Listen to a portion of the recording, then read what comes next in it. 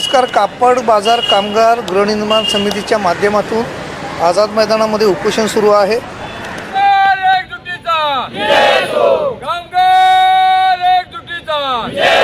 घर आमच्या हक्काचं, घर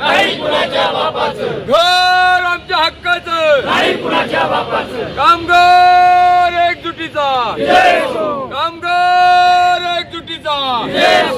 कामगारांना घर मिळालेच पाहिजे, कामगारांना घर मिळालेच पाहिजे. कोण म्हणतो देणार नाही, घेतल्याशिवाय राहणार नाही, कोण म्हणतो देणार नाही, घेतल्याशिवाय राहणार नाही. माथाडी कामगारांना घर मिळालेच पाहिजे, माथाडी कामगारांना घर मिळालेच पाहिजे. कोण म्हणतो देणार नाही, घेतल्याशिवाय राहणार नाही, कोण म्हणतो देणार नाही, घेतल्याशिवाय राहणार नाही. घर आमच्या हक्काचं, नाही कुणाच्या बापाचं, घर आमच्या हक्काचं, नाही कुणाच्या बापाचं. कामगार एकजुटीचा. विजय असो. वकील साहेबांकडून जाणून घेते. सर नमस्कार, आपलं स्वागत आहे. नेमका प्रकार काय आहे आणि कापड बाजार आणि दुकाने मंडळाने अनेक वर्षापूर्वी घर बांधणी अर्ज भरून घेतले होते, त्या कामगारांना आजही घरी दिलेली नाहीत. एकीकडे गिरणी कामगारांची जी अवस्था आहे तीच अवस्था तुमच्या बाबतीमध्ये येते. नेमकं काय सांगाल? आम्हाला जी घरासाठी जागा दिलेली आहे चारकोप कांदिवली येथे, त्या ठिकाणी गेली 25 वर्ष आमची 7 एकर जमीन पडून आहे, मोकळी पडून आहे. आमची एक पिढी संपूर्ण या ठिकाणी पुढे गेलेली आहे आणि या 25 वर्षाच्या कालावधीमध्ये आमच्या असंख्य कामगारांना अजून त्या ठिकाणी घरं मिळाली नाहीत आणि ती घरं मिळावी यासाठी गेल्या 4 वर्षापासून ही समिती काम करते.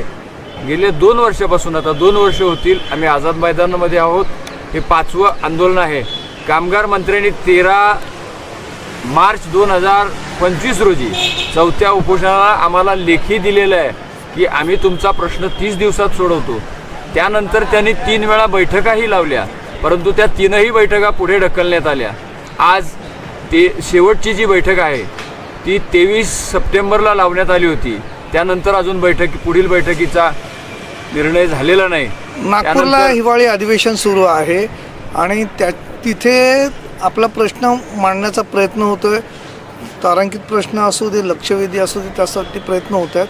तर हे प्रयत्न करणाऱ्यामध्ये कोणकोणते आमदार आहे आणि तुम्ही ज्या घरांसाठी आंदोलन करतात ती जागा किती आहे, जागा नेमकी कुठे, त्याचं क्षेत्र किती आहे आणि तुम्हाला अपेक्षित काय आहे? आमची जागा चारकोप कांदिवलीला आहे मुंबईमध्ये आणि ही जागा 7 एकर आहे. ती जागा गेली 20-25 वर्ष अशीच मोकळी आहे. त्या ठिकाणी अनेक वेळा कामगारांकडून अर्ज भरून घेतलेले आहेत, परंतु त्या कामगारांना खऱ्या अर्थानं जमिनीच्या काही वादामुळे अगोदर आरक्षण आणलं, नंतर जमीन काढून घेतली. म्हणजे एकंदरीत सर्वच सरकार जे आतापर्यंत आले त्यांचं या कामगारांना जमीन देण्याचा मानस दिसत नाही. विविध प्रकारच्या अडचणी सरकार निर्माण करतं. आज सरकारने त्या बांधकामाच्या वाढीसाठी आमच्यावर 45 कोटी रुपयाचा दंड लावलेला आहे आणि तो घेतलेला देखील आहे. कोणीतरी त्या ठिकाणी तो 45 कोटी दंड आमच्या वतीने भरलेला आहे. खऱ्या अर्थानं हे जे काही कामाला विलंब झालेला आहे ते महाराष्ट्र शासनाने स्थापन केलेल्या कापड बाजार आणि दुकाने मंडळ हे त्यांचं अंगीकृत मंडळ आहे. या मंडळाच्या माध्यमातून घरं बांधून दिली जातात. मग हा विलंब का झाला तर त्यांनीच केलेला आहे, शासनानेच केलं, शासनाचा घटक आहे. आणि मग त्याचा भुर्दंड. आज 25 वर्ष ज्यांना तुम्ही रस्त्यावर ठेवलं त्यांना घरं दिली नाहीत, उलट त्या कामगारांना तुम्ही आज अत्यल्प किमतीत घरं दिली पाहिजेत, कारण त्यांचे संसार 25 वर्ष तुम्ही रस्त्यावर ठेवलेत आणि त्याच लोकांना तुम्ही 45 कोटी रुपयाचा दंड लावता आणि 17,000 स्क्वेअर फूट, 19,000 स्क्वेअर फूट अशा पद्धतीनं त्या लोकांना घरं देण्याची चर्चा होते. हे दुर्दैवाची गोष्ट आहे. निश्चितपणे आज नागपूरच्या अधिवेशनामध्ये आमच्या वतीनं अनेक लोक त्या ठिकाणी लक्षवेधी मांडणार आहेत.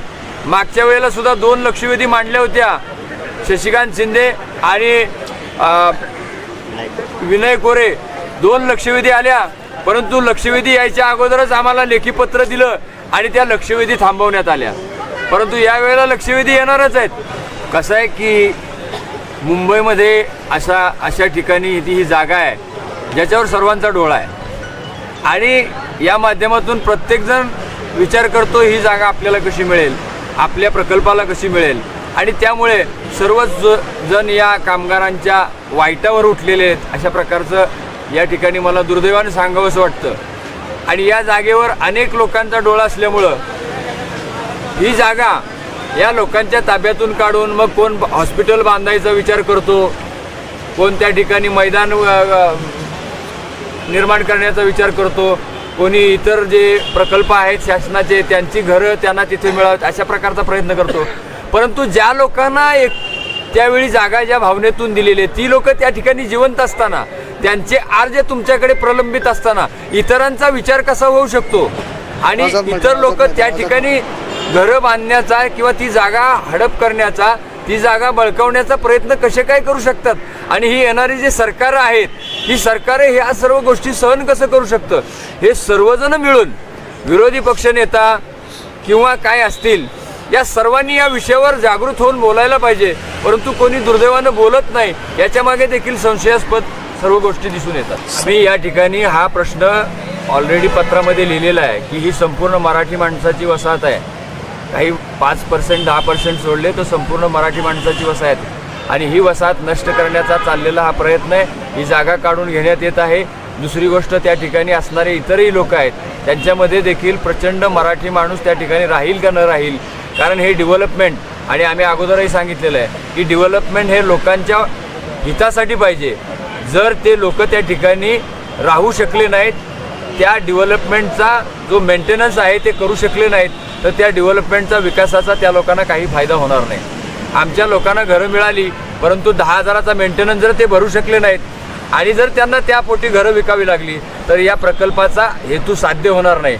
आणि म्हणून मराठी माणूस या मुंबईत राहिला पाहिजे, टिकला पाहिजे, यासाठी सरकारनं विशेष करून प्रयत्न करावेत असं आम्हाला वाटतं. धन्यवाद.